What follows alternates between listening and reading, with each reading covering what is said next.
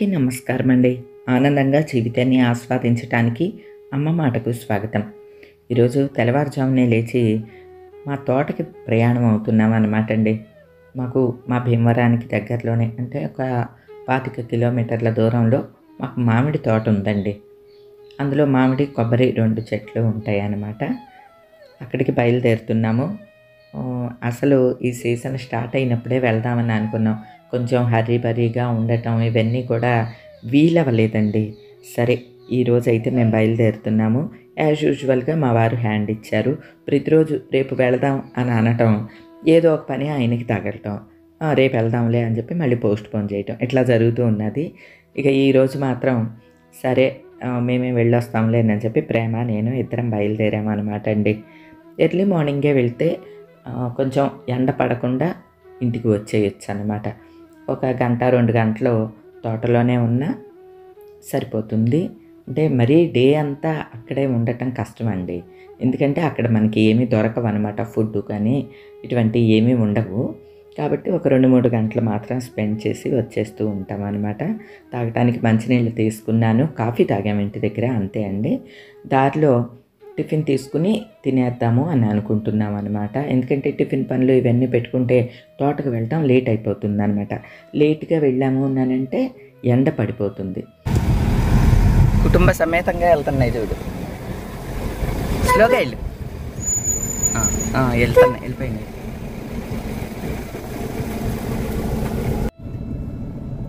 ఇదేమో మన ఇంటి సందు.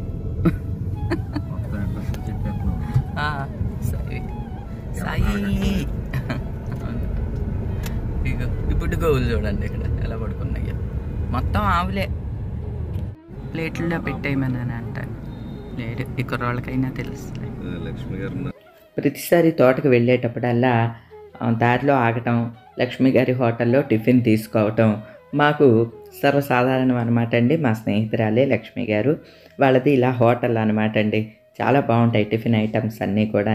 అక్కడ పెసరట్టు, ఉప్మా, గారి, బోండా ఇవి తీసుకుని టిఫిన్ ప్యాక్ చేసేసుకుని బయలుదేరామన్నమాట. కారులో ప్రేమ గారు ఉన్నారా అని చెప్పి టీ పంపించారు లక్ష్మి గారు. మా మరిదేమో వద్దని అంటున్నారు. సర్లే తాగు బాబు, టీ నీకు ఇష్టం కదా అని చెప్పి తాగిన తర్వాత అప్పుడు మళ్ళీ మా జర్నీని కొనసాగించామండి. మేము వస్తూ ఉంటే దారిలో ఒక యాక్సిడెంట్ అయినట్లున్నదండి. ట్రాఫిక్ అంతా ఆగి ఉంది, నెమ్మదిగా కదులుతుందన్నమాట. ఒక స్కూల్ బస్సుని వెనక నుంచి ఒక వ్యాన్ వచ్చి గుద్దిందంటండి. అంటే ఆటో వ్యాన్లా ఉంటాయి చూడండి, అది వచ్చి గుద్దిందంట. స్కూళ్ళు ఓపెన్ చేశారు కదండి. పిల్లలు ఉన్నారట బస్సులో. ఎవరో పిల్లల్ని ఎక్కించుకోవడానికి అక్కడ ఆగి ఉన్న బస్సునే చూసుకోకుండా మరి వ్యాన్ గుద్దేసినట్లుంది. వ్యాన్ డ్రైవర్కి దెబ్బలు తగిలినాయి అంటండి, తలకి తగిలిందంట.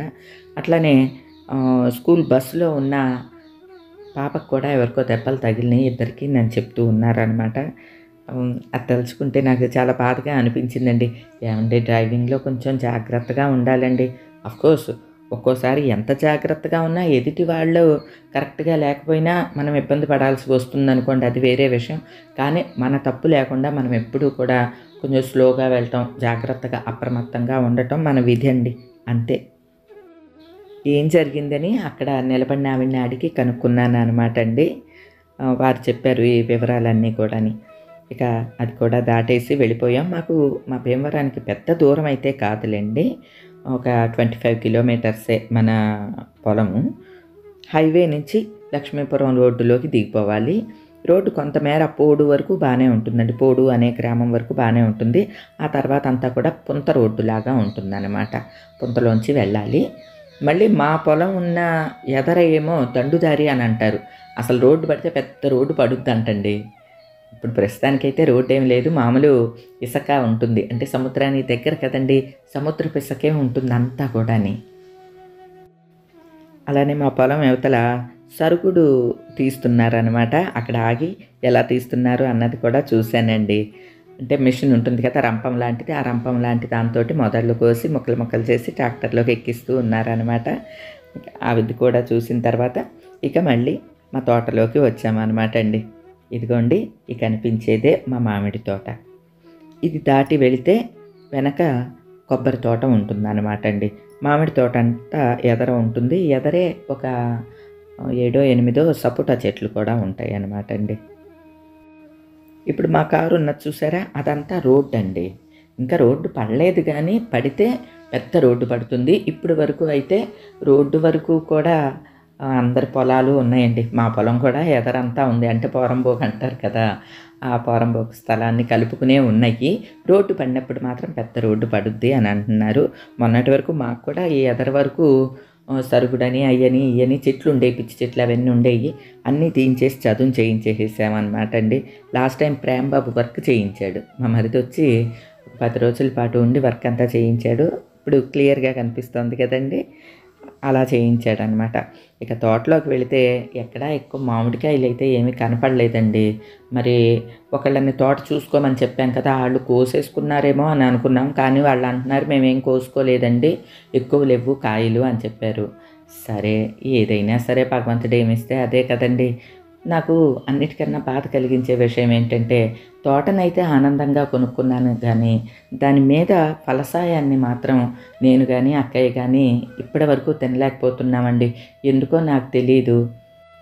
ఎదుటివారు మనల్ని మోసం చేస్తున్నారని తెలిసినా సరే ఏమీ చేయలేకపోతూ ఉంటాం చూడండి. దాన్ని మించిన బాధ మరొకటి ఉండదండి. కానీ నేను మాత్రం భగవంతుడి మీద భారం వేసేస్తాను. నేను దేవుణ్ణే నమ్ముతానండి. మనకి ఏది ఇవ్వాలన్నా సరే ఆయనే ఇస్తాడు, ఆయనే చూసుకుంటాడు. అంతేనండి. బాగానే ఉందంట. అయితే ఫోటోల కోసం వచ్చినట్టుందండి. ఏదో అప్పుడప్పుడు వచ్చి ఇలా చూసుకుని వెళ్తూ ఉంటాం అంతే. కాకపోతే భూమి తల్లిని నమ్ముకున్నాము, ఆవిడ చూసుకుంటుంది అంతే అండి. మా అక్కకి ₹1 కూడా ఇవ్వలేకపోతున్నానే అని చెప్పి అదొక్కటి మాత్రం నాకు బాధగా ఉంటుందండి. మా అక్క కాబట్టి ఏమీ అడగదు. ఏమో నేను చూస్తున్నావు కదా అని అంటది. ఇంకా ఎవరన్నా అయితే ఎన్ని గొడవలు అయిపోతాయో. మీ అందరికి తెలుసు కదండి, ఇది 4 ఎకరాలు. నేను ఒక 2 ఎకరాలు కొన్నాను, అక్కయ్య ఒక 2 ఎకరాలు కొన్నానమాట. ఇదిగోండి మొత్తం ఇలాంటి 4 చలమలు ఉంటాయి. మంచినీళ్ళు అండి ఇవి. అసలు ఈ చుట్టుపక్కలంతా కూడా ఉప్పు నీళ్ళు ఉంటాయి. అంటే దగ్గరలోనే 5 కిలోమీటర్ల దూరంలో సముద్రం ఉంది. అందువల్ల మొత్తం చవ్వ నీళ్ళు ఉప్పుగా ఉంటాయి అన్నమాట. కానీ మనకి చలమల్లో మాత్రం మంచినీళ్ళు ఉంటాయి. మేము ఇది కొన్నప్పుడు చాలా బాగా దత్తుడు గారు చాలా బాగా చేసేవాళ్ళు కదా ప్రేమ. అవును, కనకాంబరాలు కూడా ఎన్ని పూయించేవాళ్ళు. ఉండేది మల్లెపూలు, కనకాంబరాలు పాక చుట్టూ వేసి వాళ్ళు ఉండేవాళ్ళు. చక్కగా రోలు అన్నీ పెట్టుండేవి అనమాట. ఆయన వాళ్ళ భార్య ఉండేవారు. అసలు ఆ తోటను చూసి ఇంప్రెస్ అయిపోయి కొన్నాను. ఇక ఆ తర్వాత చూస్తే ఇదిగోండి ఇలా ఉన్నాయి. ఆయన అయితే ఇలాంటి చలమల్లో కొరమేను లేసి పెంచాడు. మనకు అమ్మిన ఆయన దత్తుడు గారని వాళ్ళైతే కొరమేన్లు పెంచారండి చలమల్లో. అంత మంచినీళ్ళు ఇవి. సరే, ఆ భూదేవి తల్లి ఎట్లా అనుజ్ఞిస్తే అలాగా అంతే. ప్రేమబాబు పర్యవేక్షిస్తున్నాడు. ఒక ట్రిప్ వచ్చి బాగా పనులు చేయించాడు. చాలా ఖర్చు పెట్టి చేయించాడు. మళ్ళీ యథాస్థితికి వచ్చేసేసింది. ఇప్పుడు మనం ఉండలేం కదండి ఈ తోటల్లో ఇక్కడ. సరే బాబు మీరు జాగ్రత్తగా చేసుకోండి అంటే ఆ ఉన్నాయో కోసేసుకుంటున్నారు అంతే తప్ప ఒక్కళ్ళు పోషణ చేయట్లేదండి. ఇదిగో ఎవరితోనో మాట్లాడతానని అంటున్నాడు ప్రేమ, చూడాలి. లేదంటే మనం సొంతంగా చేసుకోవటం. సొంతంగా చేసుకునేంత ఖాళీ ఎక్కడ బాబు, ఎవరు బిజీలో వాళ్ళు ఉంటారండి. ఇగో మా వారు చూడండి, వేడ హ్యాండ్ ఇచ్చేసి నేను ఇంట్లో పనులు చేయిస్తాను, నువ్వు వెళ్ళు అని చెప్పి ఆయన రానే లేదు. సరే, ఆయనకి కూడా హెల్త్ కూడా సహకరించాలి కదా అని చెప్పి నేను కూడా ఏమీ అనలేండి. కాకపోతే భూదేవి తల్లి 4 అడుగులు వేసే జాగా ఇచ్చింది అని చెప్పి సంతోషపడుతూ ఉంటానండి. ఈ మాత్రం స్థలాన్ని ఇచ్చినందుకు, పొలాన్ని ఇచ్చినందుకు సంతోషపడాలో, కొన్న దగ్గర నుంచి కూడా అండి ఇప్పటి వరకు సరైన ఫలసాయమే తినలేదు, దానికోసం బాధపడాలో నాకే అర్థం కావట్లేదండి. పైగా నేను ఒక్కదాన్నే కూడా కాదు, అక్కయ్య కూడా ఉన్నది కదండి. ఇంకా మా అక్కయ్య అస్సలు ఏమీ అడగదండి. సరే నీకే తెలుసు కదవే, అన్నీ నువ్వే చూసుకోవే అని అంటది అనమాట. ఇంకా నేను ఆ విధంగా చాలా అదృష్టవంతురాలని చెప్పాలి. మామిడి పళ్ళు అయితే పైన చిటారు కొమ్మల్లో ఉన్నాయి, దిగువన అస్సలు లేవేంటి అంటే కాయ లేదు దిగువనంతా అని చెప్పారు. మనం ఆ తోట చూసుకోమని చెప్పాం కదండి వాళ్ళు. మరి కాసినయో లేదో అయితే నాకు తెలీదు. ఇప్పుడైతే మరి ఆ పైనున్న కాయలన్నా మేము కోసుకుంటాము, కోసి పెట్టయ్యా అని అంటే కొన్ని కోస్తున్నాడు అనమాట అండి. ఆ కాయలు అలా నేల మీద పడటం మరి కరెక్టో కాదో అది కూడా నాకు తెలీదు. ఏదో పైనుంచి అక్కడ తోటి కోస్తున్నారు, అవి కింద దబ్బని పడుతున్నాయి. సరే ఏదైతే ఏమైంది, మనకి ఏమి రాసి పెట్టుంటే అదే అండి. నేను ఎక్కువగా ఆశించేసేది ఉండదు, ఎక్కువ ఆలోచించి బాధపడిపోయేది ఉండదు. భగవంతుడు ఏది మన నుదుటిన రాస్తే అది మనకి వస్తుంది.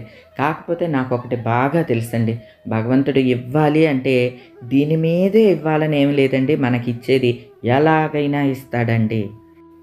అది కూడా ఒక మంచి మార్గంలోనే మనకి ఆనందపడేలాగానే ఆ రూపాయిని అందచేస్తాడండి.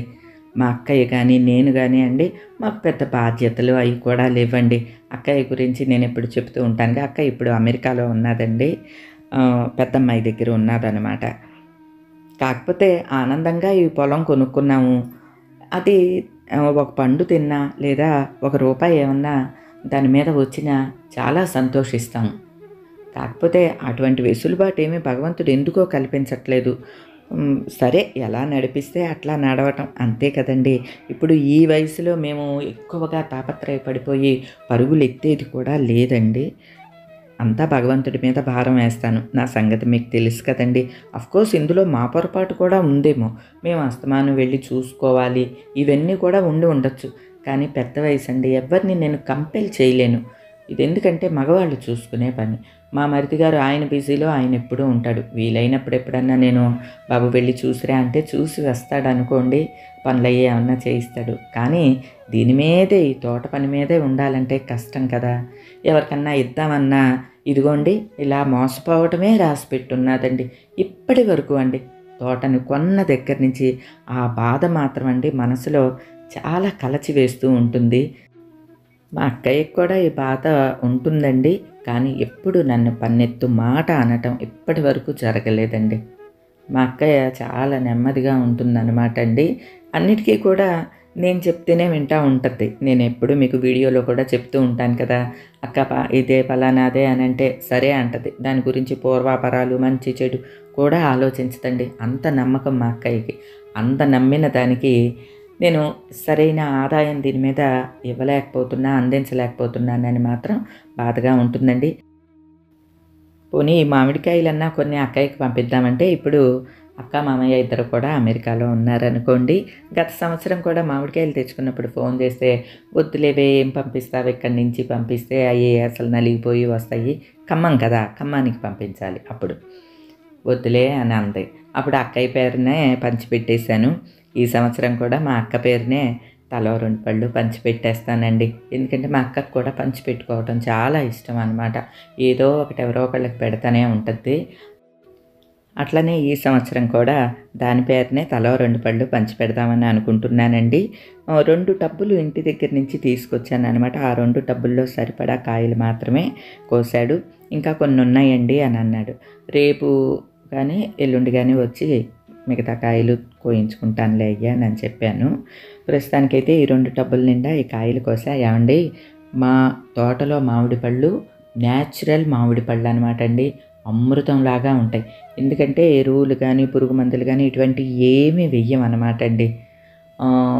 న్యాచురల్గా వచ్చే మామిడి పళ్ళు చాలా స్వీట్గా ఉంటాయి. అందున నేల కూడా మా తోట నేల చాలా మంచిదండి. చెప్తాను కదా, మంచి నీరు చలమల్లో కూడా మంచి నీళ్ళు ఉంటాయి అని చెప్తాను కదండి. అందువల్ల ఏమో మామిడి పండు మాత్రం గొప్ప తీగా ఉంటుందండి. ఇవన్నీ కూడా బంగినపల్లి కాయలు అంటారు కదా, బంగినపల్లి చెట్లేనా అనమాట అండి. కొబ్బరి చెట్లు కూడా ఏమంతా బాగాలేదండి. అంటే పోషణ ఉండాలి కదా దేనికైనా. ఎవరిని చూసుకోమని ఇస్తున్న తోటని వాళ్ళు దాని మీద ఫలసాయం మాత్రం తీసుకుంటున్నారు. తోట పని అనేది అస్సలు చెయ్యట్లేదండి. ఆ విషయం మాత్రం ఇక పక్కా అంతే అండి. మరి ఏం చెయ్యాలో భగవంతుడు ఎలా నడిపిస్తాడో వేచి చూడాలి అంతే అండి. ఈ రోజుకైతే 2 డబ్బుల నిండా మామిడి పళ్ళు కోసుకుని కారులో పెట్టుకుని ఇక తిరిగి ఇంటికి ప్రయాణం అయ్యామన్నమాట అండి. ఇక్కడ అంతా గాలి కొంచెం ఉక్కబోస్తున్నట్లు ఉంటుందండి. ఎందుకంటే దగ్గరలోనే సముద్రం ఉంటుందన్నమాట. అందువల్ల ఇవకివక్గా ఉంటుంది. మనకి ఒకలాంటి అలవాటు ఉండదన్నమాట ఇటువైపు గాలి. అందువల్లే ఎక్కువ టైం ఉండలేము. ఒక 2-3 గంటలు అక్కడ ఉండేసరికి నాకు ఇంకా నీరసం వచ్చేస్తుంది అనమాట. దానికి తోడు తోటంతా కలిగి తిరిగాను కదా, కాళ్ళు కూడా లాగేస్తున్నాయి. బాబు ఇక వెళ్ళిపోదాం పదా అని చెప్పి తిరిగి ప్రయాణం అయిపోయాం అనమాట అండి.